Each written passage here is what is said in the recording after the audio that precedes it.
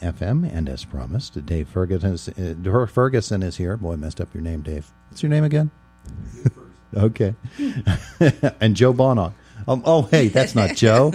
That's Cate Planisky over there. Good morning to both of you. Good morning. It's good to have you both in the studio with us today. So we're talking about the Delaney Chevrolet Westsylvania Jazz and Blues Festival, some events that are leading up to the festival, and some other things with the Indiana Arts Council, right? That's right. All right. So where are we starting today? Well, Go ahead. well, with the Arts Council, if you visit the website, that's being revamped, and we have a membership drive going on. So if it's been a while since you've renewed your membership, we would love to have your support. And this organization exists pretty much exclusively on the support of individuals and groups. So if you get a notice in the mail asking you to pledge your support, we hope that you'll be generous and support the Arts Council. Something that's been going on for a while is the Youth Arts Celebration. Kate, do you want to talk about that a little bit? Definitely. We are in our 12th year of the Youth Arts Celebration, and that's a countywide art exhibition, and it's held every year, every spring, late April at the Indiana Mall. Yeah. And we're in the process of, gathering teachers' interest so that they can get their students' works ready and have them on display at the mall. Yeah, one of the great things about it is it's practically any medium you can think of, isn't it? Oh, yes, definitely. It's just incredible. Just last year, a lot of photography had gotten in, and media, multimedia artwork has definitely made an impact. Yeah. And the way that the schools are continuing to implement arts programs when arts funding is kind of hard to come by, it takes some real creativity just to be able to participate in the arts. Oh, definitely, and to come up with works like this. Yeah, it's we greatly, we're showcasing the students' work, but we also want to acknowledge that the teachers are working and are very dedicated to keeping art alive within Indiana County. Yeah, so that's going to be happening at the Indiana Mall starting when? The display is going to be open to the public April 30th, and then we're going to wrap it up on Saturday, May 4th, and we're going to have an afternoon showcase of local talent. Wonderful. Wonderful. That's always a great show. Really, it's just to go out and walk around and see what the kids have been doing. Oh, it's incredible to see their art pieces. It's such talent. Yeah. Incredible. All right, so good stuff with the Arts Council, with, of course, the Arts Showcase that is coming up. And now here comes the Delaney Chevrolet Westsylvania Jazz and Blues Festival, which is next month, which means that the work is really starting to ramp up, isn't it? Oh, yeah. We've got a great lineup. And we're really pleased about what we're going to be offering. We've got, well, I'll give you a rundown of who all we got. We got Dad Band, and we've got Indiana High School, and Nevin Saylor's big band will be back. And both Indiana High and Nevin's band will have Jared Sims performing with him. Jared is the director of jazz studies at WVU, and he's a fantastic tenor saxophone player. Then we've got Inner Urge, which is a group of IUP alums that have performed in the area, and they've recorded their first album. Then we've got Jack of Diamonds Blues Band, and they are coming to us through a partnership with the Western Pennsylvania Blues Society, and we're really glad to have their support this year. Then we got Tom Roberts, who's a New Orleans pianist. Then we've got Miss Freddie's Blues Band. She's from Pittsburgh. And then we've got Dwayne Dolphin, and he is a fantastic jazz bassist. He was Wynton Marsalis's bassist for a number of years, and he comes to us through a partnership with the Pittsburgh Cultural Trust. And then we wrap things up with Vanessa Collier on,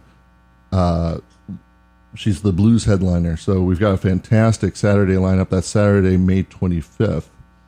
But wait, there's more. There's more. Because this year we have a partnership with Downtown Indiana, and they are doing a couple of events that are the previous night, on Friday night. Okay. And let's see, they have a couple of groups. Post-traumatic, and Left Lane Cruisers. That's right. Okay, so they'll be performing same stage the night before.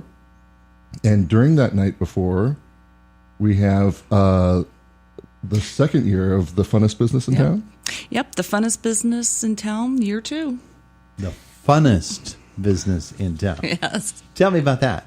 Well, it's a competition amongst groups of business people. Each business will sponsor four-member team, and they compete in fun and fast tabletop games. Okay. And it's a fundraiser for the Westsylvania Jazz and Blues Festival. And we're sending out applications here shortly and soliciting a lot of support for this program. It's a lot of fun. It was a lot of fun last year, and we're hoping to have a lot more fun this year. There you go. And that'll be happening in the space in IRMC Park. Yes. Oh, okay. Open air this year. And so just prior to the start of all the music that'll be happening in the park on Friday night, then we'll have these games and just kind of starting up a Westsylvania weekend, we'll call it. Setting the mood for a fun weekend. There you go. That's great. That's great. It's going to be a lot of fun. So for folks who don't know, again, the event is the Westsylvania Jazz and Blues Festival, sponsored by Delaney Chevrolet, is on Memorial Day weekend, yes? Right, yes. Right.